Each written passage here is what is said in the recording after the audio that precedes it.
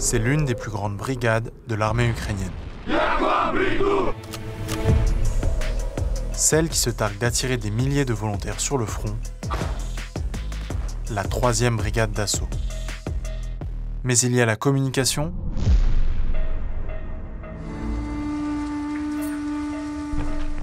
et ce qui se cache derrière ces images. Des références à une symbolique néo-nazie partagée par des centaines de soldats.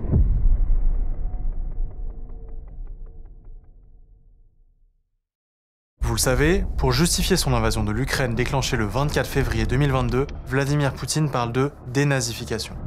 Cette affirmation de Vladimir Poutine repose sur un mensonge. L'extrême droite politique a décroché à peine 2% des voix aux dernières élections législatives en Ukraine. Elle ne compte donc qu'un seul député sur les 400 du pays. Bref, le pouvoir ukrainien n'est pas néo-nazi. Sur le plan militaire, un groupe a fait beaucoup parler de lui pour ses liens avec l'extrême droite la plus radicale, le régiment Azov. Eh bien, la 3e brigade d'assaut, dont je vais vous parler dans cette vidéo, en est l'une des héritières. Officiellement, son image a été polissée, et elle est censée avoir été dépolitisée. Mais est-ce vraiment le cas? Au Monde, on a enquêté pour le savoir. En l'espace de 10 jours, sur les réseaux sociaux, on a pu recenser près de 350 profils de militaires ukrainiens qui affichent des symboles néo-nazis, dont au moins 200 qui appartiennent à cette brigade.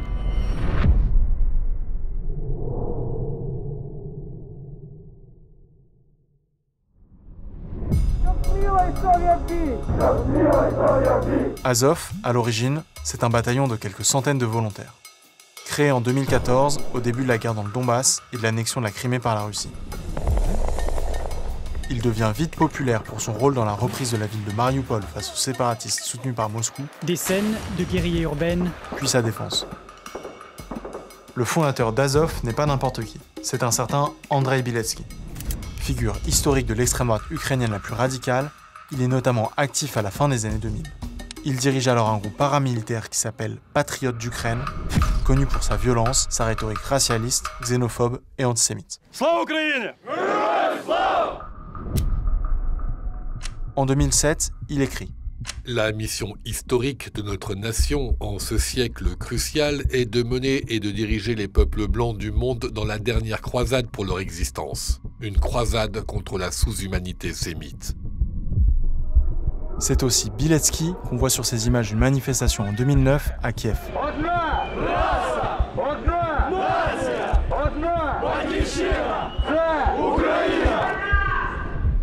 En 2014, Biletsky fonde donc le bataillon Azov et il y choisit 7 emblèmes. Au centre figure une Wolfsangel, un crochet de loup en allemand. C'est un symbole issu de l'héraldique germanique qui a notamment été utilisé comme emblème par la division SS Das Reich, connue en France pour avoir perpétré le massacre d'Oradour-sur-Glane. Un des hauts lieux de la cruauté hitlérienne. Une ville incendiée, fusillée, torturée. Dans le cas d'Azov, cette Wolfsangel est inversée. Le bataillon affirme que ce n'est pas une référence au nazisme, mais plutôt un monogramme formé des lettres I et N pour Idée de la nation. Avant Azov, c'était déjà l'emblème du groupe Patriotes d'Ukraine, dirigé par Biletsky et dont on vient de mentionner l'idéologie. Bon, si on peut accorder à Azov le bénéfice du doute sur la signification de ce premier symbole, celui qui apparaît à l'arrière-plan de cet emblème est lui, sans ambiguïté. Il s'agit d'un soleil noir, un symbole littéralement inventé par les SS. Il figurait sur le sol du château de Wewelsburg, acquis par leur chef Heinrich Himmler en personne pour en faire leur quartier général. Surtout popularisé après-guerre dans les sphères néo-nazies, c'est devenu un des principaux symboles de la mouvance. Tout ça amène les États-Unis, en 2015, à voter un premier texte interdisant toute aide militaire américaine auprès de l'unité. That we will not equip this dangerous neo-Nazi militia. Dans le même temps, le bataillon Azov devient un régiment et est intégré à la garde nationale ukrainienne. Il cherche alors à se normaliser et change d'emblème officiel. Exit le soleil noir.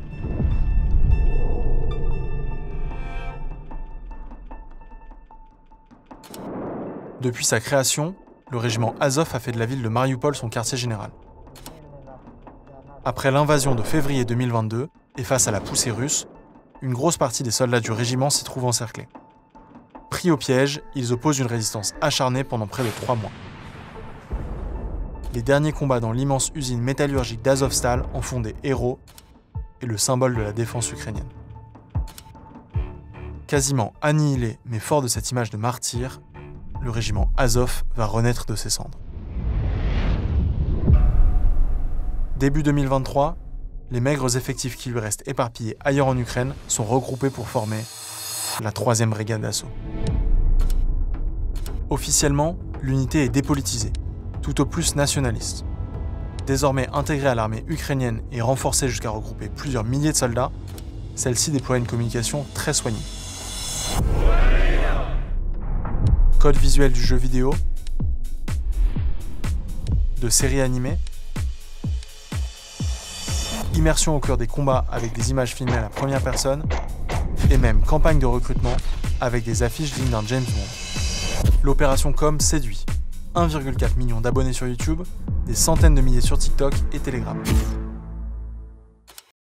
Il faut savoir qu'en Ukraine, chaque brigade a la possibilité de faire sa propre communication et son propre recrutement. Alors que l'armée ukrainienne manque de soldats et fait même face à des milliers de désertions, la 3e brigade d'assaut connaît au contraire un afflux massif de volontaires, à en croire ses leaders. Dans les faits, elle est l'une des plus efficaces de l'armée ukrainienne sur le terrain. Elle participe notamment aux terribles batailles de Bakhmout et d'Avdiivka. Tout cela attire l'attention de la presse internationale.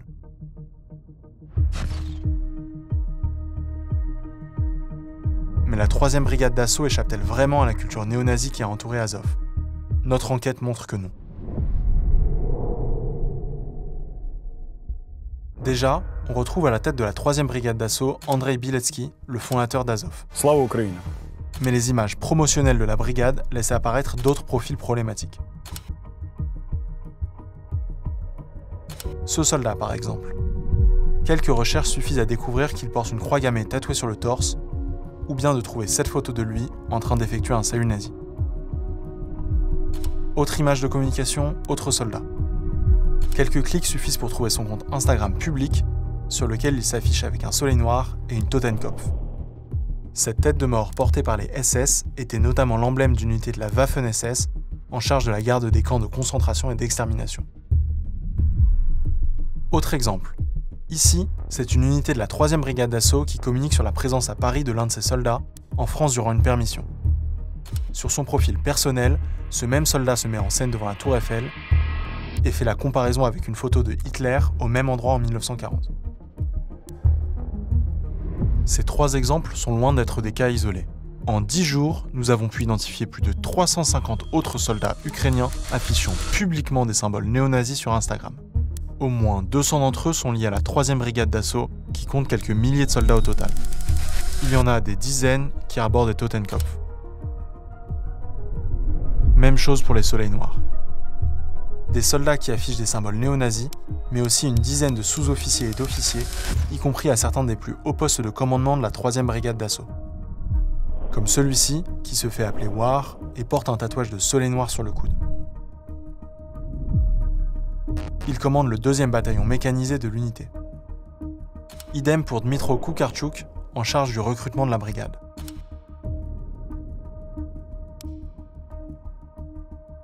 Il apparaît sur ces images, filmées il y a plusieurs années.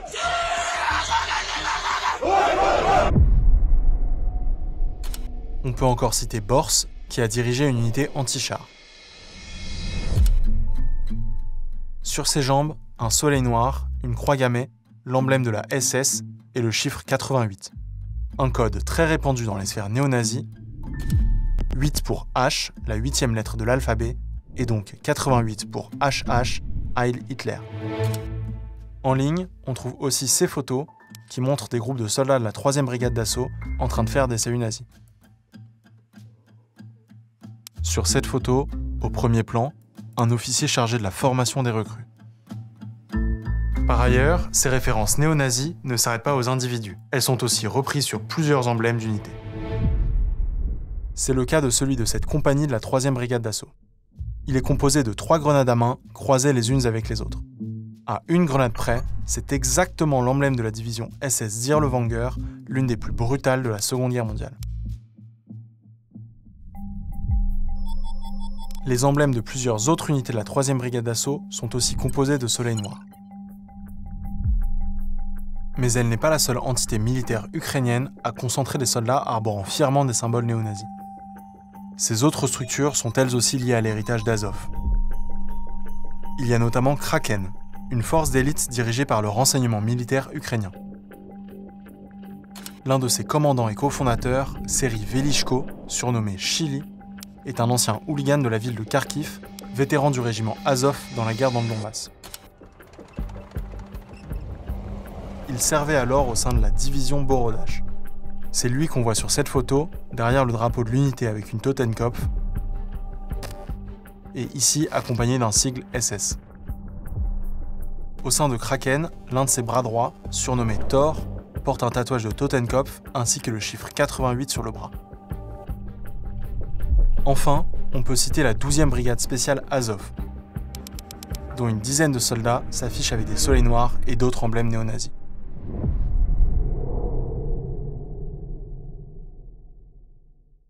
Présente sur le front en Ukraine, la 3e brigade d'assaut bénéficie d'entraînements militaires de la part d'armées occidentales.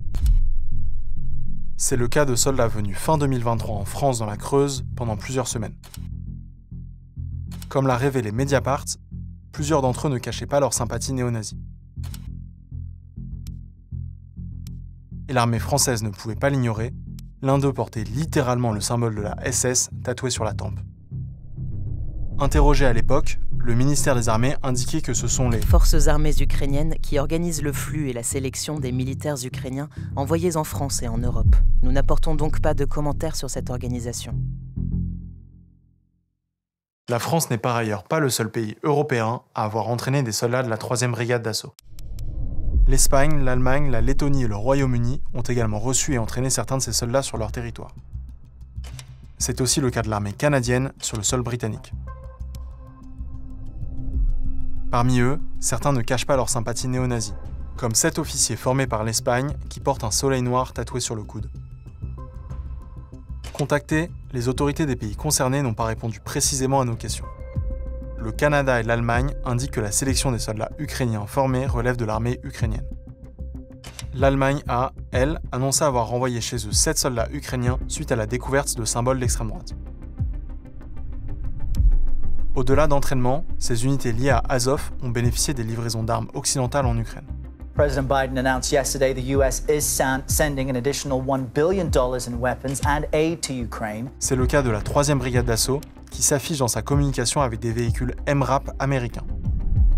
Mais aussi de la 12e brigade spéciale Azov sur ces images publiées en 2023. Pourtant, Azov n'a été retiré de la liste des organisations interdites d'aide militaire américaines que bien plus tard, en juin 2024.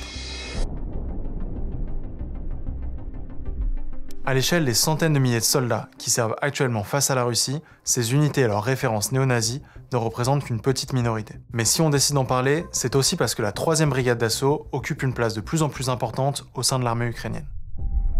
Début février 2025, celle-ci a annoncé un plan de réorganisation de ces unités. Організаційну структуру Збройних сил України та створення корпусів.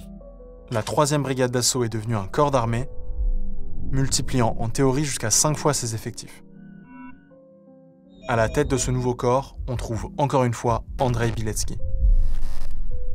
Même promotion pour la 12e brigade spéciale Azov.